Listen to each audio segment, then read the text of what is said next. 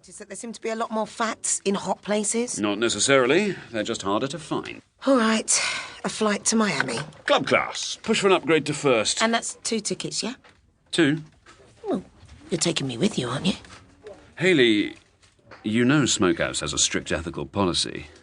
No secretaries on jollies, unless they're providing personal assistance. 1 ticket.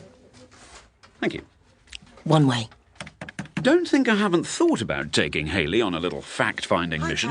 Well, it's only natural for a boss to want to shunt his secretary around the carpet. Hayley's got a decent pair of Charlies, and when she's bending over the photocopier, there are times when I wouldn't mind pushing the green button and getting her sorted and stapled. Trouble is, if I wanted to have a little extracurricular activity with her, she's the only person capable of organising it for me. Excuse me? Oh, no, sorry.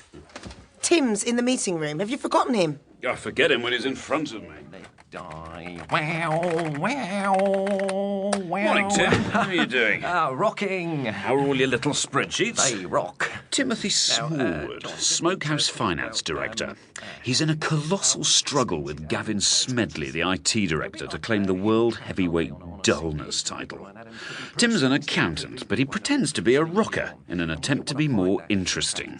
So now he's a dull accountant with an overlaid dull rocker. We call him the circumciser because with him it's cuts all round. Look, man, I don't want to get heavy, but there's some bad shit going down with your expenses. My expenses? I did some analysis, and they kind of add up to half the entire marketing budget. Your point being? Don't get me wrong, I know you're in marketing, so you've got to have lunch sometimes. I need lunch every day. With 3 bottles of Chateau Neuf du Pape? When you're pitching a breakthrough multi-million-pound marketing idea, the last thing you want is a dry throat.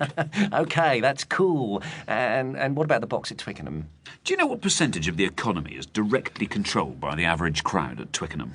No. It's one of the many things about marketing you don't understand, Tim. I don't spend continuously on lunch, booze, sporting events and loose women for my health. Loose women? They come up as logistical services. Cool. I don't spend all that money because I want to. Every single penny is spent fact-finding, gathering vital consumer insights and building the brand. And the logistical services? Tim, do you know what proportion of customers out there are women? No. 50%. 50%? Wow, that's a lot. Yeah. You're obviously way out of your depth with this expenses thing, so I suggest you just pick up a pen, sign them off, and then play some air guitar in your little office.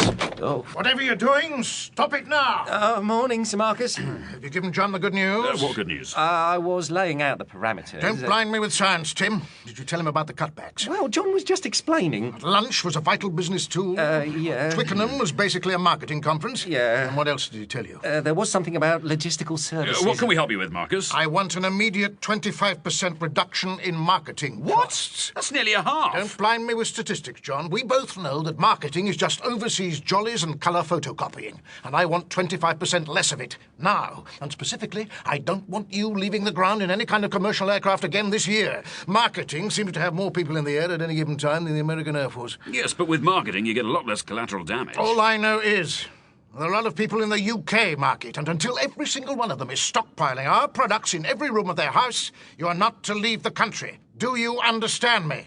I'm out of the office next week, but when I come back, I want a detailed list of all the savings you're going to make, including flights. Yeah, no problem. Good.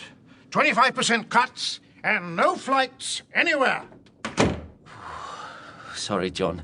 That was a bit heavy. Don't take this personally, Tim, but you're just a glorified accountant with a spreadsheet where your soul should be. Want to go through some figures? Just ask yourself, what would Ozzy Osbourne do at this stage? He'd bite the head off a bat. That's great, but it's not going to help us here. The golden rule is, if in doubt, get yourself down to a wine bar with Bill Peters and have a couple of bottles of the Big Red Energizer, thickened slightly with a decent lunch. On expenses? Rock on.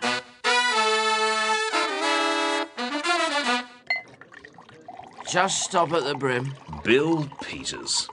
If you rolled all the world's business gurus into one, removed their bow ties, stopped them smiling like idiots, and could somehow suck out the bullshit, you'd be left with Bill Peters. They say in vino veritas. Well, Bill Peters can get more truth out of 1 bottle of red than any man alive. After 3 bottles, he's a cross between the Oracle at Delphi and a powerful search engine. So how am I going to make 25% cost saving in the department, Bill? Haven't a clue. That's not as helpful as I was hoping. Oh, I've got a theory.